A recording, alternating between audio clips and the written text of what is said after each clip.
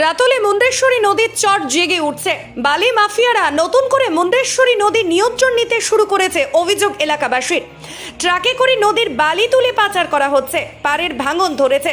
নদী তীরবর্তী দুই পাড়ের জমি তলিয়ে যাওয়ার আশঙ্কা দেখা দিয়েছে। গ্রাম বাঁচাতে নদী পাড়ের বাসিন্দারা প্রশাসনের দ্বারস্থ হয়েছেন। এ বিষয়ে এলাকাবাসীর সাথে যোগাযোগ করলে ফোনে জানান, পুলিশ প্রশাসনের তৎপরতায় মাঝে কিছুদিন নদী থেকে বালি চুরি বন্ধ হয়ে গিয়েছিল, কিন্তু এখন আবার রমরমিয়ে শুরু হয়েছে বালি তোলার কাজ। এ বিষয়ে প্রশাসনিক দপ্তরেও লিখিত অভিযোগ দেওয়া হয়েছে বলে জানান।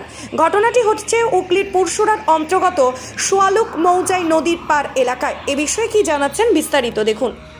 দেখুন, আমরা তো ছোটখাটো মানুষ, আমরা তো বালিখাতের ব্যাপারে কিছু বুঝিও না, ঠিক আছে। কিন্তু আমরা দেখতে পাচ্ছি আমাদের সরকার যেটা ঘোষণা করেছে বালিখাত বন্ধ, এবার সেই জন্য এখানে বালি যেহেতু আগে টুকটাক বালিখাত রোড করতো, পুলিশ এসে বন্ধ করে দিয়ে গেছে আমাদের পুরসুর থানার পুলিশ।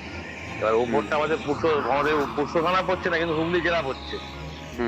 দেখছি হুগলি জেলা থেকে মানে দিন কত কাল পর্যন্ত দেখেছি, আজ সকালবেলা পর্যন্ত দেখেছি যে বালি করে লরি করে বালি নিয়ে যাচ্ছে।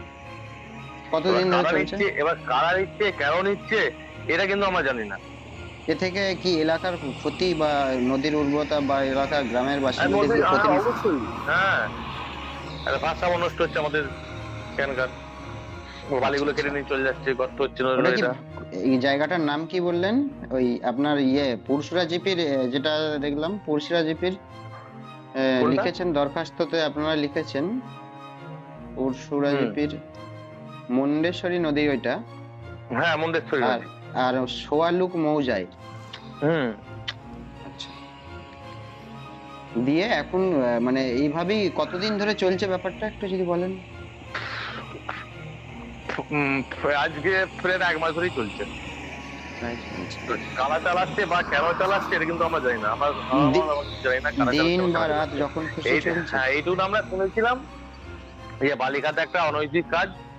তো আমাদের মুখ্যমন্ত্রীরা মানা করেছিল বালি চুরিটা বন্ধ করার জন্য। সরকারের প্রাপ্য দিয়ে কাজ চালানো নিশ্চয়ই চালক, সরকারের প্রাপ্য দিবে। চুরি করে চালানো বেআইনি তো। সারাদিনে আপনার এলাকার খবর দেখতে আমাদের বাংলা দিশা ডিজিটাল ফেসবুক ও ইউটিউব পেজটি লাইক করে রাখুন এক্ষুনি। আপনারা দেখছেন আমার বাংলার নতুন দিশা, বাংলা দিশা।